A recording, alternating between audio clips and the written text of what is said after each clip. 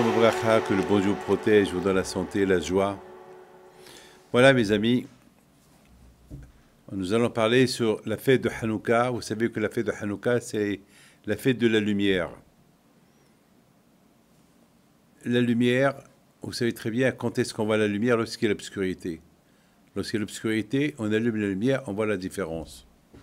Mais lorsque il fait jour, bon, il y a la lumière du soleil. On ne peut pas voir la lumière de Hanouka. C'est la raison pourquoi, lorsqu'on allume la Hanouka, on l'allume la nuit.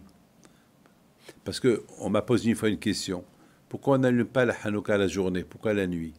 Ben, la réponse, c'est pour se rappeler qu'à l'époque des Hashmonaïm, à l'époque du Beit HaMikdash, c'est les Grecs qui sont venus, qu'ils ont commencé un peu à apporter cette obscurité d'être laïque, de ne pas croire en Dieu. Vous savez, mes amis, lorsque l'aïmouna, c'est la lumière. Et lorsqu'il n'y a pas l'aïmouna, lorsqu'il n'y a pas la foi, c'est l'obscurité. Donc, les Grecs, on les appelle Hosher, on les appelle l'obscurité, parce que pour eux, le monde, tout est naturel, tout est normal. Ça veut dire, il n'y a pas de créateur. Le monde, il s'est fait tout seul. Voilà, ça c'est ce qu'on appelle la culture grecque, c'est d'apporter le Hosher. Hosher, c'est l'obscurité. Et vous imaginez que pendant 52 ans, les Grecs, ils ont dominé les Juifs en Israël, et c'était pas facile, hein. Et c'était pas facile. Vous savez, ils étaient très, très, très intelligents, les Grecs. Une intelligence extraordinaire. Ils ne sont pas venus vite pour assimiler les Juifs. Non, doucement, doucement.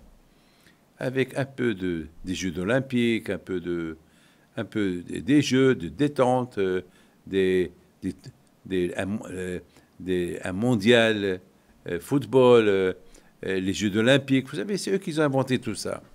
Donc petit à petit, les Juifs, ils ont commencé à s'intéresser un peu plus dans cette culture grecque, et de plus en plus, ils ont commencé à lâcher la Torah, jusqu'à qu'à un moment donné, les Grecs, ils ont vu qu'ils ont réussi à détourner le Juif de sa émouna. Donc ça, et le Juif, maintenant, il voit comme eux. Alors, qu'est-ce qu'ils ont fait? Ils ont fermé le Beit HaMikdash, ils ont éteint la menorah, et ils ont interdit aux Juifs de venir apporter le sacrifice au Beit HaMikdash. Ils ont interdit aux Juifs de faire la prière. De toute façon, c'était facile pour eux, parce que le plus gros travail a été fait. Ça a duré 52 ans. Et grâce à Dieu, Baruch Hashem, un peu de lumière pousse l'obscurité. Les Hashmonaïm, ils sont arrivés. Les Hashmonaïm, ils sont arrivés. Ils n'étaient pas un peu de lumière. Celui qui a vu les Hashmonaïm, ces soldats, peu de soldats, faire des réunions. Allez, on va sortir, on va faire la guerre contre les Grecs. Tout le monde rigolait. Quelques Hashmonaïm, qu'est-ce qu'ils peuvent faire contre des centaines de milliers de soldats grecs? Mais c'était un peu de lumière. Un peu de lumière. Déjà, il y a eu, jusqu'à maintenant, pendant 52 ans, personne ne pouvait parler. Personne ne pouvait ouvrir sa bouche. Et voilà, un peu de lumière, ça a commencé, un peu de lumière.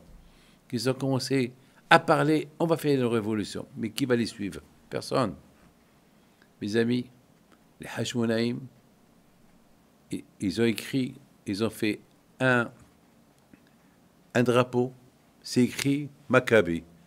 C'est les initiales Mi kamocha ba'elim Hashem. Qui est comme toi, Kadosh Baruch Hu? Et ils sont partis faire la guerre. Quelques soldats, quelques Hashmonaïm. Vous savez, c'est comme si, par exemple, vous mettez 5 mouches contre des milliers de lions. C'est impossible. Mais attends, qui peut imaginer, qui peut y croire? Mais c'est ça, Rabotai. Un peu de lumière, un peu d'espoir, un peu de bitachon à Kadosh Baruch Hu, et les portes s'ouvrent. Eh bien, Rabotai, mes amis, ils ont réussi. Ils ont gagné les Grecs. Ils ont gagné un peu. C'était pas nombreux, un peu. Donc, mes amis, ça c'est à partir de là, le miracle de Hanouka, il a commencé. Déjà, ils ont chassé les Grecs de Beit HaMikdash. Après, ils ont fait la guerre contre les Grecs. Et là, ils sont rentrés au Beit HaMikdash pour le nettoyer, pour l'allumer. Et là aussi, un peu de lumière. Il n'y avait pas beaucoup d'huile. Un peu d'huile qui a duré longtemps. Un peu d'huile qui a apporté cette grande lumière que jusqu'à maintenant, on parle de Hanouka. Un peu de lumière pousse l'obscurité. Le bon Dieu protège et Bistrout Rabbi Hippido soit avec vous. Bonne fête de Hanouka.